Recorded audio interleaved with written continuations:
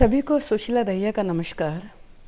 आज मैंने व्यवहारिक लेखन चुना है। हमारी पाठ्य पुस्तक अभिव्यक्ति और माध्यम में कार्यालय लेखन और प्रक्रिया अध्याय दिया गया है।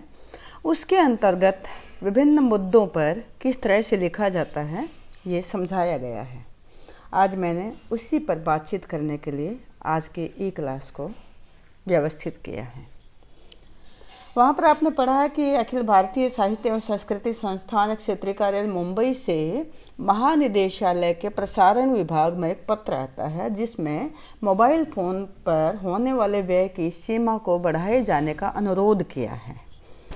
तो ये जो पत्र उनके पास आता है, इस पत्र पर किस तरह से उस कार्यालय में, उस विभाग में लगातार टिप्पणियाँ की जाती हैं, मुख्य टिप्पणी, अनुषंगिक टिप्पणी, ये सब करते हुए किस तरह से उस पर समय लगता है और अनुस्मारक भी आ जाता है उसके लिए।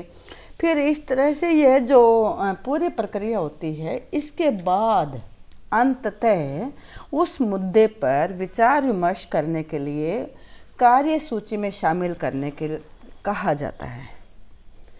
तो ये जो कार्य सूची में इस मुद्दे को शामिल करने का अनुरोध किया जाता है, तो यह कार्य सूची क्या होती है, अब हम इस पर बातचीत करेंगे। यानी कि कार्य सूची क्या होती है, कैसे इसे तैयार किया जाता है, क्यों तैयार किया जाता है, इसका उपयोग क्या होता है, इसकी प्रक्रिया क्या होती है, आज हम इस पर बातचीत करेंगे। तो कार्य सूची, कोई भी सभा होती है, उसकी बैठक के लिए हमें कौन से मुद्दे हैं जिस पर बातचीत करनी है, तो उन मुद्दों को अगर हम क्रमवार तरीके से लिखकर पेश करते हैं तो वह कार्यसूची कहलाती है। सभी जो संस्थाएं होती हैं वहाँ पर जो एक सभा होती है, उस सभा के दौरान जो बातचीत के विषय होते हैं उन्हें क्रमशः लिखा जाता है। सभी सदस्यों को एक एक प्रति उसकी दे दी जाती है और वह जो एक मसौदा होता है कि किस तरह से क्रमशः 1, 2, 3 करके उन विषयों को सूची में डाला जाता है। तो ये होती है हमारी कार्य सूची। कि जैसे कि यहाँ पर परिभाषा बनाई गई है कि किसी सभा की बैठक के लिए प्रस्तावित कार्यों की क्रमबद्ध सूची, प्रस्तावित कार्यों की क्रमबद्ध सूची, यानी कि प्रस्तावित अर्थात जो कार्य उस बैठक में किए जाने हैं उन कार्यों की क्रमबद्ध सूची तैयार कर देना।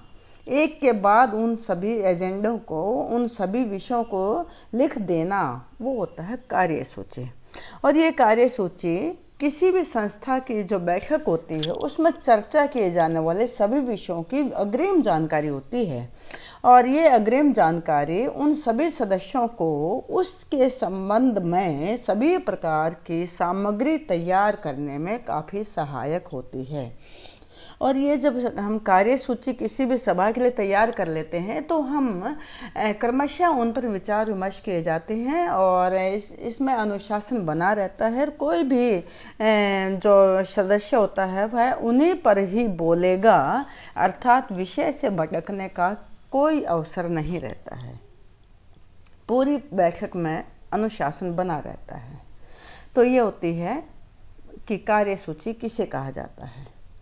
अब कार्य सूची क्यों बनाई जाती है, किस लिए बनाई जाती है, किस तरह बनाई जाती है, उस पर बातचीत करते हैं। विभिन्न संस्थाओं और कार्यालयों में अनेक समितियां होती हैं। जैसे हम अपने विद्यालय में ही देखते हैं, अनेक समितियां होती हैं। परीक्षा विभाग होता है, सीसीए विभाग होता है, फर्नीचर विभाग होता है, पता नहीं कितने सारे विभाग होते हैं। तो उन सारे विभागों में अनेक कार्य होते हैं। उन कार्यों से संबंधित उनकी अपनी समस्याएं होती हैं। उन समस्याओं को भी तो उसमें शामिल किया जाता है कार्य सूची में।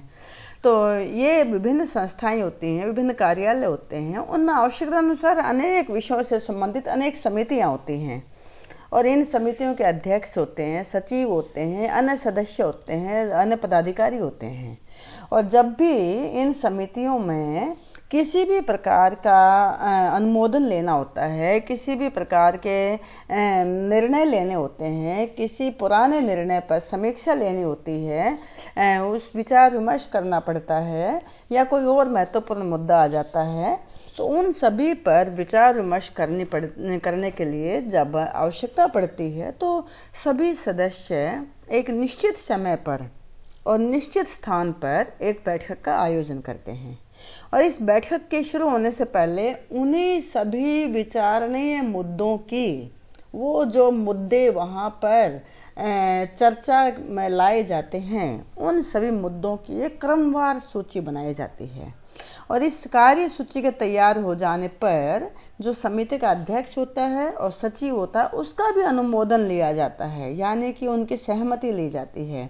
इसके पश्चात उस समिति की बैठक की तिथि निर्धारित की जाती है और उसकी अग्रिम सूचना सभी सदस्यों को भेज दी जाती है लिखित रूप में, और उनको इसके कार्यसूची की एक प्रति भी दे दी जाती है, उनको इसकी एक कॉपी भी दे दी जाती है। क्यों दे दी जाती है? ताकि वह इन पर सभी प्रकार की अपेक्षित सामग्री तैयार कर ले, यानी पहले से ही उनको सूचना होनी चाहिए कि किन किन मुद्दों पर बातचीत की जाएगी, ताकि वो चर्चा में पूरे मन से उसमें भाग ले सकें, सभी प्रकार की सूचनाएं उनके पास हों। और ये जो सूची तैयार की जाती है, इसकी आवश्यकता इसलिए भी रहती है ताकि सभी विचारणीय मुद्दों पर चर्चा की जा सके। कोई मुद्दा रहे ना, कोई ऐसा मुद्दा ना बचे जिस पर चर्चा ना हो पाए। तो क्योंकि जब लिखित रूप में सबके पास है तो वे आराम से उस पर सभी एक के बाद एक उस पर विचार विमर्श कर सकते हैं और एक निर्णय ले सकते हैं। जब आपके पास सूची बनी होती है तो इससे विषय केंद्रिकता बनी रहती है, यानी कि आपको पता है, आपको मालूम है कि हमें कौन से विषयों पर बातचीत करनी है, उससे आप भटकते नहीं हैं। अनावश्यक रूप से जो बिंदु हैं उनके ऊपर समय नष्ट नहीं होता है, हम भटकते नहीं हैं, और इसके अलावा सार्थक बहस हो जाती है, एक सटीक चर्चा वहाँ पर संभव हो पाती है। अब बात आती है कि इसका प्रारूप क्या होता है।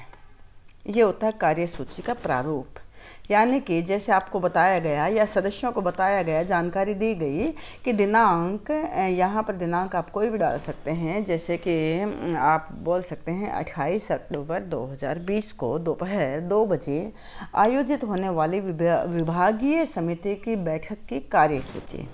ये हो गया इसका शीर्षक।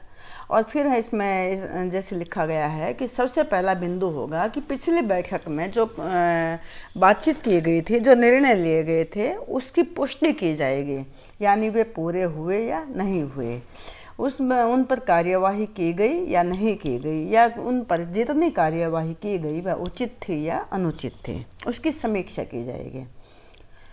अब कहते हैं कि दिनांक जैसे कि 31 अक्टूबर 2020 को समाप्त तिमाही रिपोर्ट के आधार पर किए गए कार्यों की समीक्षा, यानी कि अभी तो उस तिमाही में कितने कार्य किए गए, वे कैसे रहे, उनकी समीक्षा की जाने। और अगर अन्य कोई विषय नया आता है या उसी समय शामिल होने के लिए महत्वपूर्ण है तो उसकी अध्यक्ष से अनुमति ली जाए और उन पर चर्चा भी की जाए। ये है इसका प्रारूप है। उदाहरण दे सकते हैं आप, जैसे हमारी पुस्तक में ही दिया हुआ है, इसमें जो अखिल भारतीय साहित्य और संस्कृति बोर्ड की 55वीं बैठक की कार्यसूची तैयार की गई है। ये तब तैयार की गई है जब हमने बात की थी अभी मुंबई से, जब एक पत्र आता है जिसमें मोबाइल फ़ोन पर व्यय की सीमा को बढ़ाने का अनुरोध किया गया है, तो उसको यहाँ पर देखिए शामिल किया गया है। अखिल भारतीय साहित्य एवं संस्कृति बोर्ड की जो 55वीं बैठक है उसकी कार्यसूची है। उस कार्यसूची में देखिए सबसे पहले उनकी जो 54वीं बैठक थी उसकी कार्यवृत्ति की संपुष्टि की गई है, यानी कि सभी कार्य संपन्न हुए कि नहीं हुए। पिछली बैठक में जो कार्य निर्णय लिए गए थे उनका अनुपालन हुआ कि नहीं हुआ है। फिर है लेखक, कलाकार, विशेषज्ञ जिनको कि पारिश्रमिक दिया जाता है वह उचित है या अनुचित है, कम है या ज़्यादा है, उसकी समीक्षा किया जाना। जो कार्यक्रम आयोजित किए जाते हैं उनकी गुणवत्ता को बढ़ाए जाने पर चर्चा करना। और देखिए ये शामिल किया गया मोबाइल फ़ोन पर होने वाले मासिक व्यय पर लगाई गई सीमा की समीक्षा करना। और अध्यक्ष की अनुमति से अगर कोई अन्य विषय आता है तो उस पर भी चर्चा करने के लिए तैयार रहना। तो ये होते हैं कार्यसूची। तो हम इसको फिर से एक बार बात करते हैं कि किसी भी संस्था की औपचारिक बैठक में चर्चा के लिए जो निर्धारित विषयों की अग्रिम जानकारी देने वाला दस्तावेज होता है वही कार्यसूची कहलाता है। और ये कार्यसूची बैठक में शामिल होने वाले सभी सदस्यों को भेजी जाती है ताकि वे पूरी तैयारी के साथ बैठक में हिस्सा लेने के लिए आ सकें। उसमें सभी टिप्पणियाँ और संलग्नक उनके पास अग्रिम रूप से भेजे जाते हैं।